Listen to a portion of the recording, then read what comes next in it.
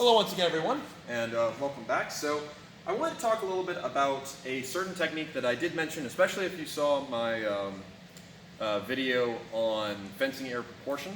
It's one that's come up a decent amount lately. It's the idea of advancing under cover. So what this is it's basically going to be the idea of me getting closer distance, ideal hitting distance for me, or even a little bit closer, via using my body position, covering myself from their initial strike, and then working off of that. And helping me here is Randy, who has to do it quite a lot, as he is on the shorter end of the school's surprisingly tall population. So either way, we've got sabers at the moment because when it comes to saber or backsword, this particular technique tends to be more apparent or easily seen, or just more often seen, as since we've got good bell guards, etc., and relatively linear footwork, I have to cover a lot of distance to actually hit him, which means you tend to see a little bit more distance play of this manner. So normally, if I was attacking against him and I wanted to, we're going to use some German terminology, keep the vor, as it were, right?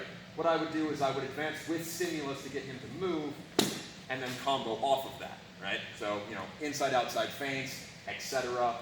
Versus if he just attacks at me, what I'll normally do is parry and then fall through with a riposte. Neither of these are quite advancing undercover. What advancing undercover is when I know that he's going to attack me when I move forward. So right now, I'm just at the edge of engagement distance. So what I'm going to do is I'm going to make sure that I give him a very clear opening.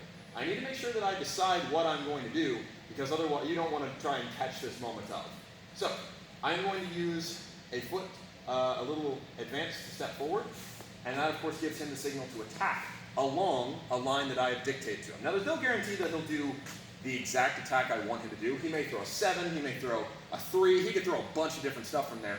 But the point is that I've narrowed down his options, right? If I try to advance and change guard at the same time, that's not a bad thing either, right? Because I've come up and I've very quickly shown him, hey, here I am, there's your shot, and he has a better chance of taking that bait, as it were. But either way, so I'm out at the edge of my distance, and I'm going to just barely advance into it while giving him a clear opening. He'll take it. Now, since I've advanced, right, I'm moving in as well as at the same time as I parry. So I'm not just coming in a distance and stopping. I'm coming in, coming in. So now there's no way that I can't hit him. This can also lead to grappling actions or things along those lines. But now when he tries to recover or do whatever he can, there's no way he's going to be escaping me. You can see why this might be particularly useful for a shorter fighter, as most times, so for example, if Randy is advancing in on me, for him to hit me, he's already well into my distance. So, he knows that's going to happen, so when he comes forward, he's already protecting himself. Now he is at his optimal distance versus I will try to retreat to get back to where I want to be. So like I said, with sabers and backswords, relatively apparent, you see it a lot, and it's very easy to pick up and use. But what I want to talk about is the same idea with longsword. And this is also applicable to any weapon you might use, right? But with longsword, we're going to step back a little bit. With longsword, you can still use the exact same thing. It's just you've got to be a little bit more aware of where your feet are going to be. So within the German system, the way I'd recommend people do this is if Randy's out at the edge of my distance, etc. I don't know exactly what he's going to do. What I'm going to do is I'm going to stay out. And when I'm ready to advance under cover, I'm going to advance in, and just as I do, when my left foot comes into the Zufechten, I'm going to take guard. So I take Bum Tag. I've now limited the attacks he can launch at me. He could probably attack with a Zwerchhau, a Zornhau, an Oberhau. Those are probably his best. Maybe an Unterhau if he's one of those people, right? Most likely going to be a Zorn or a Zwerch, right? Those are his most likely chances. Thus, I've limited the options. Thus, when he does attack at me, I could do a counter hit, or alternatively, if you're not comfortable with counter hits, you do what I did, which is a dedicated parry. Now, when it comes to using parries with longsword, the ideal is not to just block, right? It's not to just cover yourself. It's that I cut into his cut. So, for example, if he cuts at me, I'm not just moving my sword over here to protect me. Instead, as he cuts, I cut back at him. Now, I'm focusing on keeping his sword from hitting me rather than countercutting, which in turn gives me a bigger opportunity to then hit him with my riposte, but that means I have to take 2 tempo to do it. So it's a trade-off, right? And countercuts aren't always going to work against everyone you meet. You've got to take your time to figure out what's going to work against that opponent and apply it from there. But back to the main idea of the video, right? So I'm going to advance under cover, right? So I get to the edge of distance, boom, to get him to attack at me. My passing step takes me under cover as I'm doing that dedicated parry, and then now I can execute whatever technique I see fit. Now as a taller person, if I do this to Randy, that tends to take me into my grappling range, so bear in mind.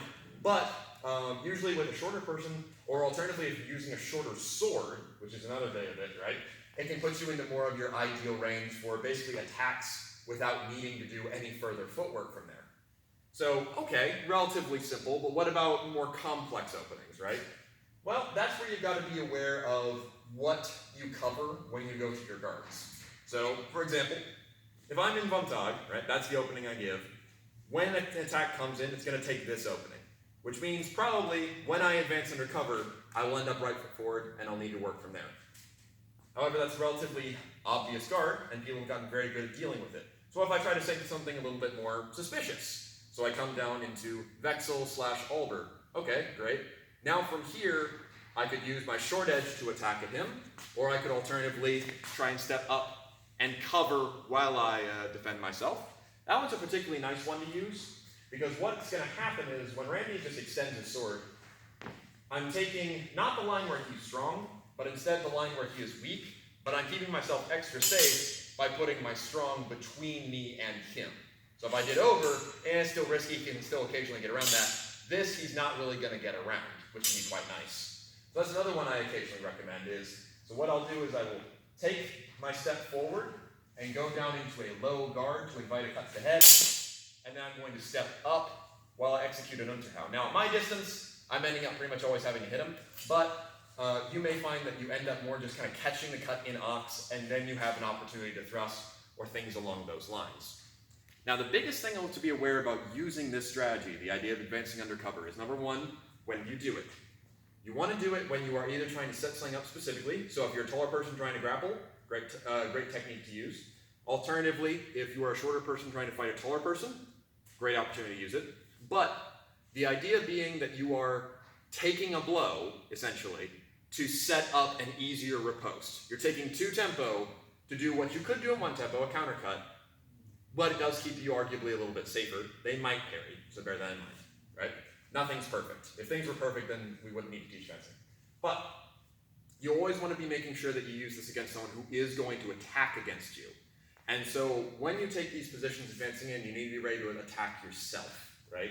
So for example, that one I just did, if I advance in and he's like, oh no, I don't like this, right? Well, yeah, right.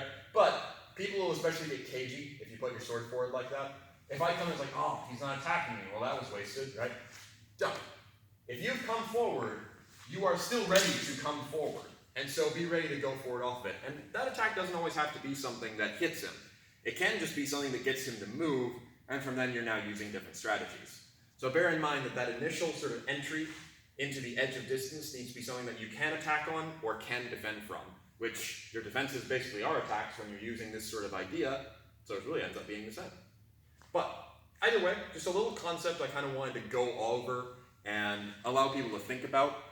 If you would like me to expand upon it more, by all means. I just kind of wanted to do this one real quick just to give a bit of example for it. And it comes up in any weapon.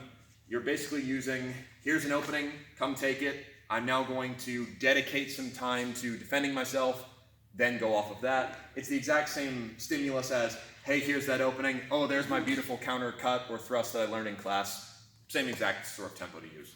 But either way, thank you very much, Randy. And we shall go over some other techniques another time.